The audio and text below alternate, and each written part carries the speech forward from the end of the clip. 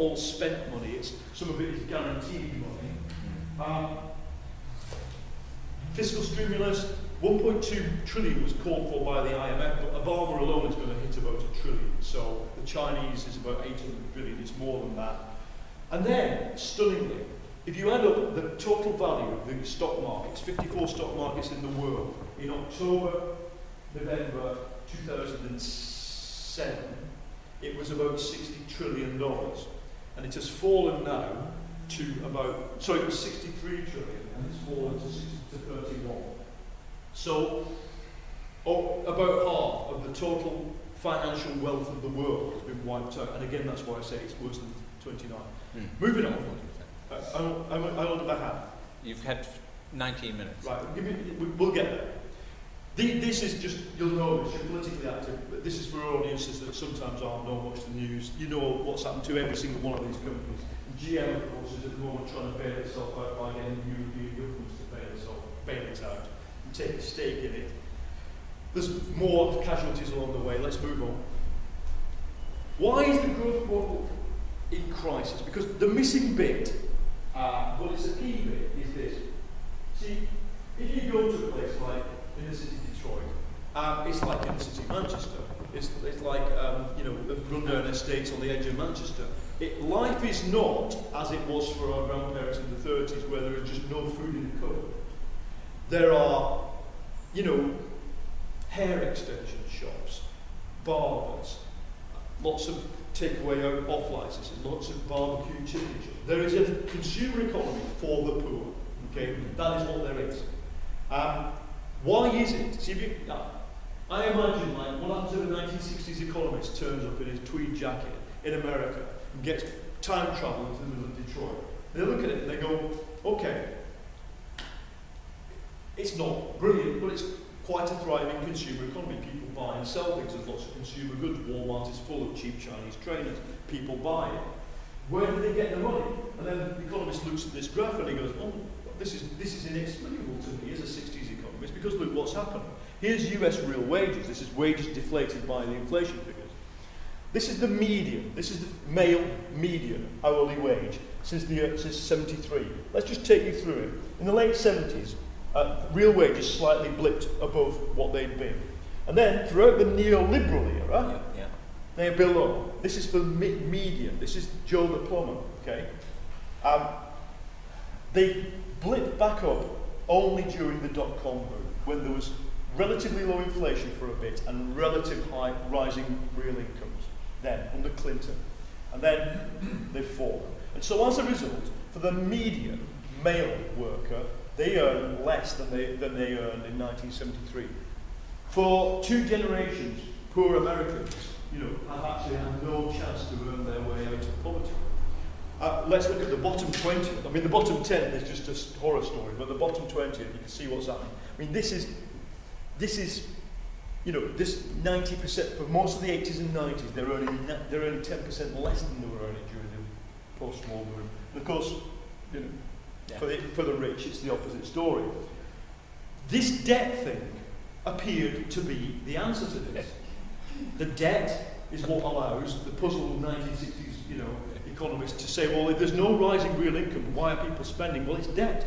Debt rises from 100% of GDP to 300%. Now, you might be asking, in the UK, what happened? In the UK, it's slightly more depressed.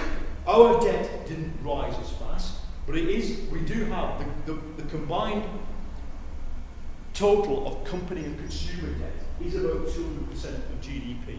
And it makes us, of all the non-US economies, the most exposed debt-wise. We have followed the model, but the only reason that it hasn't done the same social impact is simply because we've got, as I keep pointing out to anybody in America, is we've got about 40% of the economy is sustained by public spending. So we've got a social welfare system, we have the health service, we have public servants. About how many of the workforce it is, 20, 30, 40% in some sectors. That's the only difference. And as I said to them, you'd be glad you've got that now, because without it, you'd be facing what the USA is facing. Now, just flip the next one along. This is the bad side of the UK story, and that is that even though there had been rising real wages, weirdly, at the end of the decade, the process, it did turn down, but that is mainly the result of inflation. If we just turn it off or whatever, go flip it, just flip it, that's good. To summarise, what I'm basically trying to show here is a different story than what you hear in the mainstream media and from some journalists and from some economists. What I'm arguing is that the growth model for the most emblematic countries of the Anglo-Saxon capitalist model, which is, you know, free finance, free markets et al., flexible labour market, something I know you guys will be very interested in. That whole model has ended in disaster. Now, it's ended in disaster for a reason intrinsic to it, and that is you cannot finance rising spending. You can't make the economy highly dependent on consumer spending rather than investment when the main when the main source of consumer spending is borrowing. Because debt cannot sustain debt. It will eventually collapse. And it has collapsed. When you're looking at what you will argue in the process of talking through things like pre-G8. See, I went to a meeting 2 weeks ago where I did a shorter version of this. And basically, which was an invite-only meeting of kind of people who do think tank work for sort of progressive capitalism.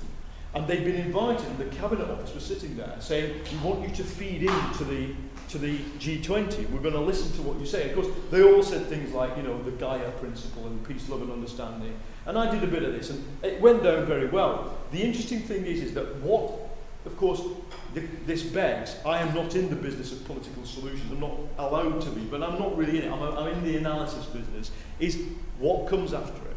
What kind of economic model can come after this and put it right?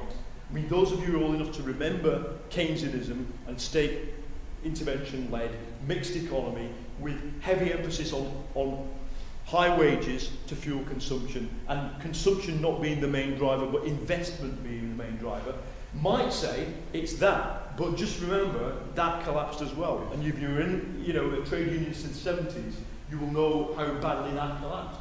So we're at this period where what you might call the post-war capitalist Keynesian thing fell apart. This has now fallen apart. And I will argue to anybody, to any Tory MP or fan of Thatcherism, it has fallen apart just as spectacularly as Stalinism fell apart. It has gone.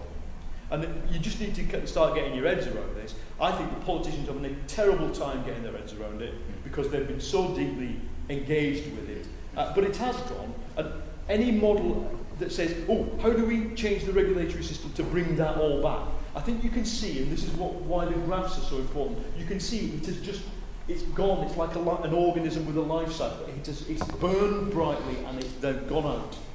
So that's my argument. And feel free to disagree or fire questions at me or whatever. Okay.